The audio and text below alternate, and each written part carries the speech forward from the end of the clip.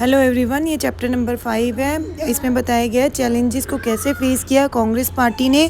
जो उनके सामने चैलेंजेस आए उसको किस तरह से फेस करके कांग्रेस को फिर से खड़ा किया, रीस्टोर किया कांग्रेस को।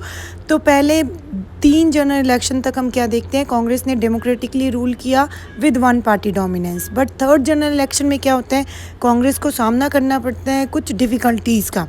वो डिफ़िकल्टीज़ क्या थी, देखिए थर्ड जनरल इलेक्शन होते ही, थर्ड जनरल इलेक्शन कौन से ईयर में होते हैं, 1962 में।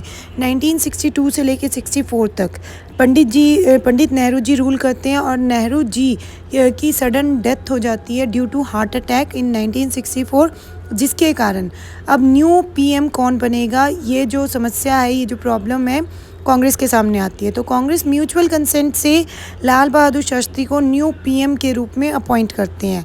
ठीक है, फिर लाल बहादुर शास्त्री भी एक्सपायर हो जाते हैं during Tashkent agreement in 1966। Tashkent is a place, ये कहाँ पे है, उज्बेकिस्तान में है। ठीक है, अब ताशकंद एग्रीमेंट इंडिया पाकिस्तान के बीच में होता है, जो 1965 में वॉर हुई थी।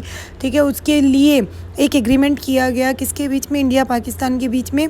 इंडिया की तरफ से लाल बहादुर शास्त्री जी ताशकंद गए थे एग्रीमेंट को साइन करने के लिए और वहीं पे उनकी सडन डेथ हो जाती है। इसके बाद फिर एक प्रॉब्लम आती है, अब इंडिया का नया लीडर एज ए पीएम कौन बनेगा। अब इंडिया की तरफ से अपॉइंट होती हैं इंदिरा गांधी जी। इंदिरा गांधी जी को एज ए पीएम अपॉइंट किया जाता है। ठीक है, अब यहाँ पे एक क्वेश्चन बनता है, 1960s को डेंजरस डेकेड क्यों कहा जाता है। ये इसलिए कहा जाता है क्योंकि देखिए इस एरा में 1960s में इंडिया ने 2 वॉर फेस किए, चाइना वॉर 1962, पाकिस्तान वॉर 1965।